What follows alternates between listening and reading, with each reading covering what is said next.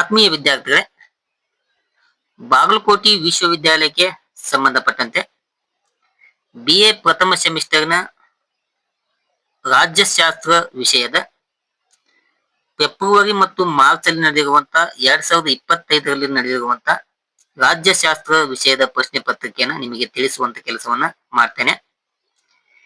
ಪ್ರಶ್ನೆ ಪತ್ರಿಕೆಯನ್ನು ಯಾಕೆ ವಿದ್ಯಾರ್ಥಿಗಳು ಅಧ್ಯಯನ ಮಾಡ್ಬೇಕಂತಂದ್ರೆ, ಪ್ರಶ್ನೆ ಪತ್ರಿಕೆಯಲ್ಲಿ ಪದೇ ಪದೇ ಏನಾಗ್ತಾವು 30 ಇಂದ 40% ಪ್ರಶ್ನೆಗಳು ರಿಪೀಟ್ ಆಗುವಂತ ಸಂಭವಗಳು ಇರ್ತಾವು. ಹೀಗಾಗಿ ಹಿಂದಿನ ವರ್ಷದ ಪ್ರಶ್ನೆ ಪತ್ರಿಕೆಯನ್ನು ನಾವು ಬಿಡಿಸುವುದರಿಂದ ಆ ವಿಷಯದಲ್ಲಿ ನಾವು ಏನ್ ಮಾಡ್ಬೋದು, ಅತಿ ಹೆಚ್ಚು ಅಂಕವನ್ನ ಗಳಿಸಲು ಸಹಾಯ ಆಗ್ತಾವ. ಹೀಗಾಗಿ ಆ ಒಂದು ದೃಷ್ಟಿಯನ್ನ ಇಟ್ಟುಕೊಂಡು ನಿಮಗೆ ಈ ಒಂದು ಪ್ರಶ್ನೆ ಪತ್ರಿಕೆಯನ್ನು ತಿಳಿಸುವಂತ ಕೆಲಸವನ್ನ ಮಾಡ್ತೇನೆ. ರಾಜ್ಯಶಾಸ್ತ್ರ ವಿಷಯದ ಪ್ರಶ್ನೆ ಪತ್ರಿಕೆಯು ಪ್ರಮುಖವಾಗಿ 3 ಭಾಗವಾಗಿ ವಿಂಗಡಣೆ ಆಗ್ತದೆ. ಸೆಕ್ಷನ್ ಎ, ಸೆಕ್ಷನ್ ಬಿ ಮತ್ತು ಸೆಕ್ಷನ್ ಸಿ ಅಂತೇಳಿ.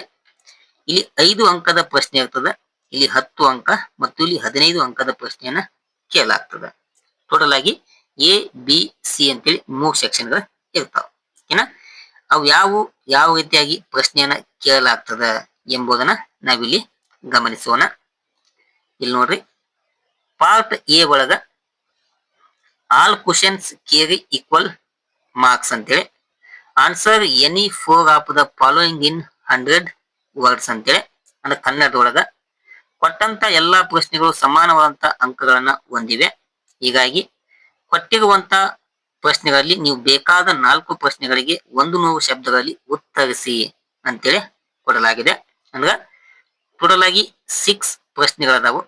ಅದರಲ್ಲಿ ನೀವು ಎಷ್ಟಕ್ಕೆ ಉತ್ತರ ಬರೀಬೇಕು, ಕೇವಲ 4ಕ್ಕೆ ಮಾತ್ರ ಉತ್ತರವನ್ನ ಬರೀಬೇಕು.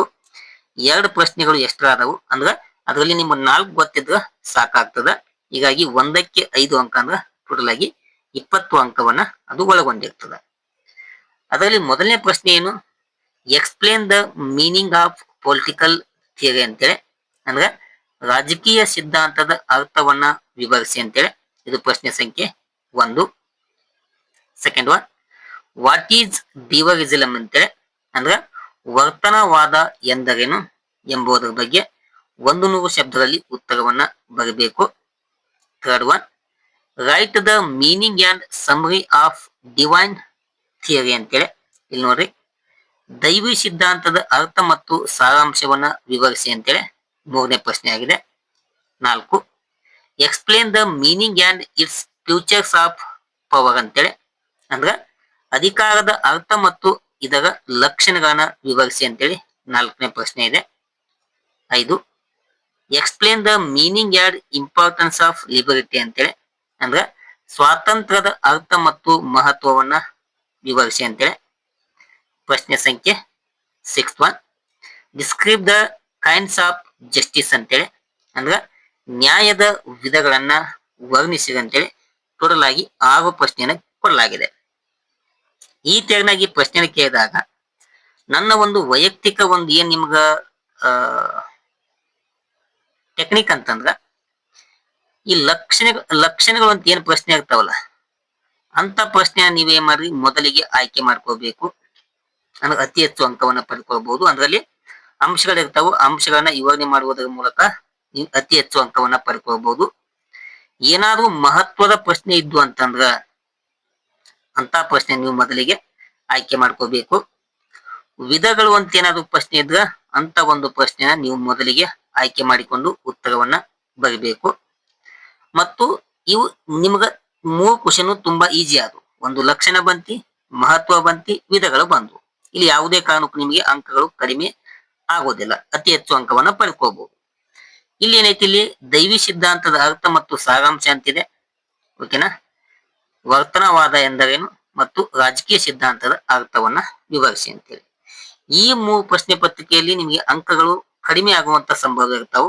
ಹೀಗಾಗಿ ಇಂಥ ಪ್ರಶ್ನೆಗಳಲ್ಲಿ ನಿನಗೆ ಯಾವ ಒಂದು ಪ್ರಶ್ನೆ ಮೇಲೆ ಅತಿಯಾದ ನಂಬಿಕೆ ಇದೆ ಅಂತ ಒಂದು ಪ್ರಶ್ನೆಯನ್ನ ಇಟ್ಟುಕೊಂಡು ಅದ್ರ ಬಗ್ಗೆ ಚೆನ್ನಾಗಿ ಅಧ್ಯಯನ ಮಾಡಿದ್ರೆ ಅಂತ ಪ್ರಶ್ನೆಯನ್ನ ನೀನು ಆಯ್ಕೆ ಮಾಡಿಕೊಂಡು ಉತ್ತರವನ್ನ ಬರೆದಿದ್ದೇ ಆದ್ರೆ 20ಕ್ಕೆ 20 ಅಂಕವನ್ನ ಇಲ್ಲಿ ಸುಲಭವಾಗಿ ಪಡೆದುಕೊಳ್ಳಬಹುದು.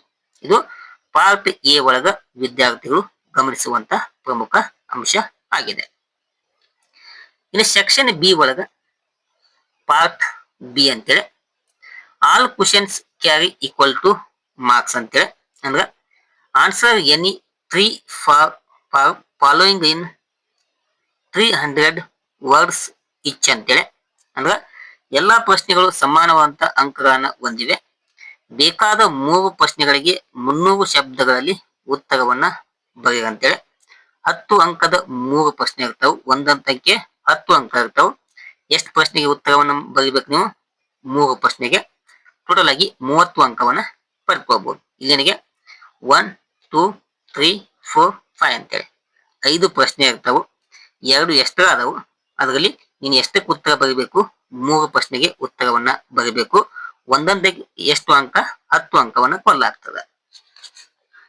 ಒಂದನೇ ಪ್ರಶ್ನೆ ಏನಿದೆ, ಎಕ್ಸ್ಪ್ಲೇನ್ ದ ದೇವಿ ಥಿಯರಿ ಅಂತೇಳಿ. ಅಂದ್ರೆ ದೈವಿ ಸಿದ್ಧಾಂತವನ್ನ ವಿವರಿಸಿ ಅಂತೇಳಿ ಮೊದಲನೇ ಪ್ರಶ್ನೆ ಇದೆ. Second one, discuss the methodical theory ಅಂತೇಳಿ. ಅಂದ್ರೆ ಮಾತೃ ಪ್ರಧಾನ ಕುಟುಂಬ ಸಿದ್ಧಾಂತವನ್ನ ಚರ್ಚಿಸಿದೆ ಅಂತೇಳಿ ಎರಡನೆಯ ಪ್ರಶ್ನೆ ಇದೆ. Third one, explain liberal theory of democracy ಅಂತೇಳಿ. ಅಂದ್ರೆ ಪ್ರಜಾಪ್ರಭುತ್ವದ ಉದಾರವಾದಿ ಸಿದ್ಧಾಂತವನ್ನ ವಿವರಿಸಿ ಅಂತೇಳಿ ಮೂರನೇ ಪ್ರಶ್ನೆ ಇದೆ. Fourth one, explain the features of post behaviouralism ಅಂತೇಳಿ. ಅಂದ್ರೆ ಉತ್ತರ ವರ್ತನವಾದದ ಲಕ್ಷಣಗಳನ್ನ ವಿವರಿಸಿ ಅಂತೇಳಿ ನಾಲ್ಕನೇ ಪ್ರಶ್ನೆ ಇದೆ. Fifth one, describe the lithic theory of democracy ಅಂತೇಳಿ. ಅಂದ್ರೆ ಪ್ರಜಾಪ್ರಭುತ್ವದ ಗಣ್ಯರ ಸಿದ್ಧಾಂತವನ್ನ ವರ್ಣಿಸಿ ಅಂತೇಳಿ. ಇಲ್ಲಿ ಟೋಟಲ್ ಆಗಿ 5 ಪ್ರಶ್ನೆಗಳದಾವು.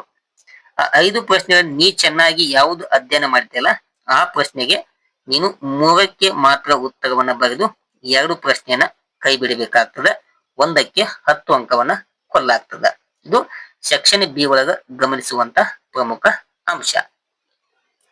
ಇನ್ನು ಸೆಕ್ಷನ್ ಸಿ ಒಳಗ, ಪಾರ್ಟ್ ಸಿ ಒಳಗ ಇಲ್ಲಿ 15 ಅಂಕದ ಪ್ರಶ್ನೆ 2 ಇರ್ತಾವ. ಒಂದಕ್ಕೆ 15 ಅಂಕ, ಟೋಟಲ್ 30 ಅಂಕವನ್ನ ಒಳಗೊಂಡಿರ್ತದ.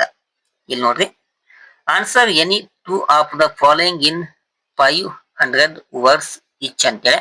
ಅಂದ್ರೆ ಬೇಕಾದ 2 ಪ್ರಶ್ನೆಗಳಿಗೆ ನೀ ಏನ್ ಮಾಡ್ಬೇಕು? 500 ಪದಗಳಲ್ಲಿ ಉತ್ತರವನ್ನ ಬರೀಬೇಕು. ಇಲ್ಲಿ 4 ಪ್ರಶ್ನೆ ಕೊಡ್ತಾನ.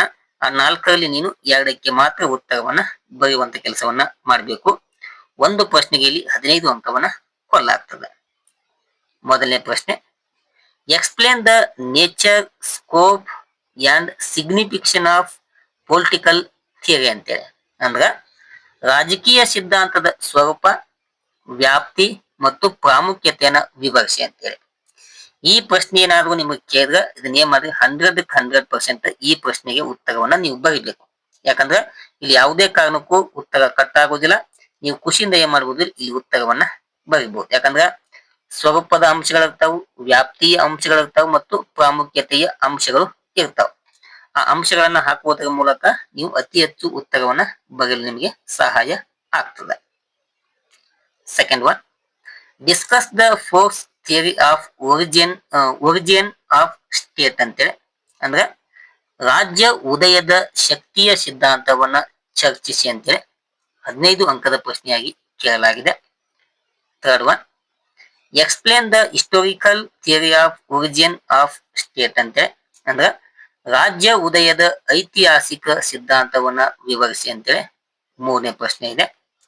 4, describe John Austin theory of sovereignty ಅಂತೇಳಿ.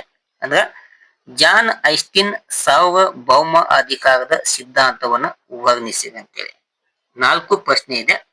ಆ 4ಕ್ಕೆ ಎಷ್ಟು ಉತ್ತರವನ್ನ ಬರೀಬೇಕು? 2ಕ್ಕೆ ಮಾತ್ರ ಉತ್ತರ ಬರೀಬೇಕು. ಒಂದಕ್ಕೆ 15 ಅಂಕ.